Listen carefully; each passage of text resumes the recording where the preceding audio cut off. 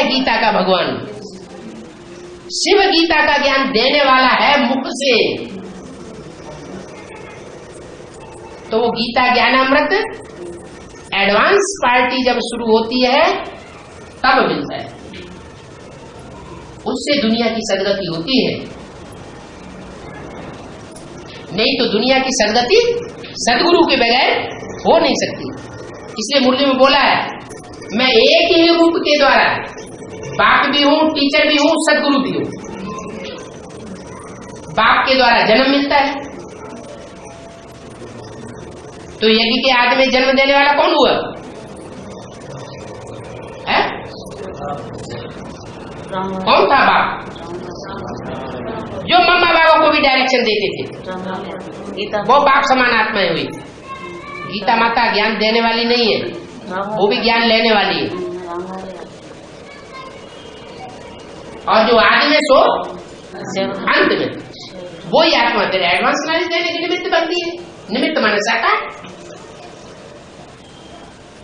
जो मनन चिंतन मंथन करके अमृत निकलता है, उस अमृत को देने के जो निमित्त बनता है, वो ही गीता ज्ञान दाता भगवान कहा जाता है। इसलिए बाबा ने मुरली में बोला, गीता का भगवान निराकार शिव है। निराकार का मतलब ये नहीं है कि बिंदी, अरे बिंदी तो सभी आत्मा है, सब बिंदी नहीं बैठी हुई है क्या? कीड़े मकोड़े पशु पक्षी सभी तो बिंदी है, तो सब गीता का भगवान हो जाएंगे क्या? नहीं, बिंदी का मतलब है निराकारी स्टेज। जैसे महात्मा बुद्ध के चेहरे को ध्यान से देखो, वो भी धर्म पिता है, बीज है अपने धर्म का। बीज तो सूक्ष्म होता है, बीज होता है। जैसे गुरु नानक को देखो, जैसे क्राइस्ट को देखो, उनकी दृष्टि से ये देखने में आता है कि वो आत्मा इस सृष्टि पर नहीं है, परम धामवासी है, बीज रूप स्टेज में है, निराकारी स्टेज है। ऐसे ही उन बापों का बाप भी है कोई, वो तो धर्म पिताएं हैं।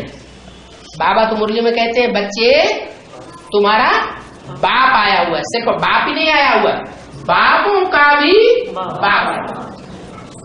तो बड़े बड़े बाप हैं, इब्राहिम, बुद्ध, क्राइस्ट, गुरु नानक, ये धर्म पिता है ना, उनका भी बाप आया हुआ। वो गुरु नानक भी ऊपर की ओर इशारा करते हैं। क्या इशारा करते हैं? नहीं करते हैं। इसका मतलब उनका भी कोई बाप है, उनकी आत्मा का। तो वो बाप जो सबका बाप है, वो तो कितनी निराकारी स्टेज में होगा। इसलिए चित्रों में शंकर को वो निराकारी स्टेज दिखाई जाती है। आंखें जैसे चढ़ गई ऊपर परमधाम में, वो स्टेज हम बच्चों के लिए बनाने के लिए भी बोलते हैं कि तुम बच्चों को भी बाप समान निराकारी, आकारी और साकारी बनने की प्रैक्टिस करनी है। अभी अभी आकारी, अभी अभी साकारी, अभी अभी निराकारी बनना है। ऐसे नहीं कि आकारी हम कोई ऊपर की दुनिया में जाकर के ही बनेंगे, नहीं, इस सृष्टि पर रहते हुए भी हमको आकारी परिस्थाई स्टेज धारण करनी है, मनन चिंतन मंथन वाली स्टेज धारण करनी है। अगर हम इस दुनिया में रह करके मनन चिंतन मंथन करने वाले फरिश्ता नहीं बनेंगे तो हमारे 84 जन्म बिल्कुल क्लियर नहीं होंगे। फिर जो बाबा मुरली में कहते हैं कि वो पार्टधारी क्या, जिसे अपने पार्ट का ही पता ना पड़े। आत्मा पार्टधारी है ना, तो आत्मा रूपी पार्टधारी को पता होना चाहिए ना कि 84 जन्मों में हमने कौन कौन से चोले धारण किए हैं, कौन कौन सा चोला धारण करके क्या क्या पार्ट बजाया है।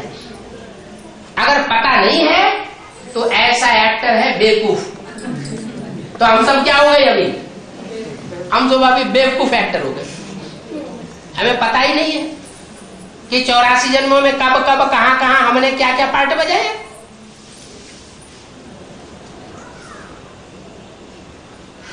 तो हम तो बुद्धिमान बाप के बुद्धिमान बच्चे बनेंगे, हम बेवकूफ एक्टर बनने वाले नहीं हैं।